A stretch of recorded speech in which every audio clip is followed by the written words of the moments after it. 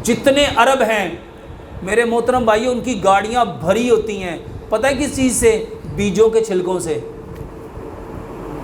वो कभी पंपकिन के बीज खा रहे होते हैं, कभी सूरजमुखी के बीज खा रहे होते हैं। देखा आप, अब जानता हो तो मेरे मोहतरम भाइयों, सीड्स खाओ, बीज को बीज तकवीयत देगा। सूरजमुखी के बीज हैं आपके पास, मेरे मोहतरम भाइयों, आपके पास कलवंजी है, आपके पास मेथी दाना है, ये भी बीज है।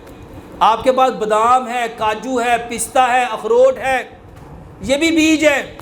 आपके पास चारों मगज़, ये चारों मगज़ अक्सर लोग पूछते हैं क्या है? मेरे मोहतरम भाइयों, मेलन के सीड, वाटर, ये खरबूजे के बीज, तरबूज के बीज, खीरे के बीज, कद्दू के बीज। और मेरे मोहतरम भाइयों, कद्दू के बीज के ऊपर तो इतनी रिसर्च हो चुकी है, प्यारे पैगंबर जनाब मोहम्मद सल्लल्लाहु अलैहि वसल्लम की पसंदीदा सब्ज़ी कौन सी थी?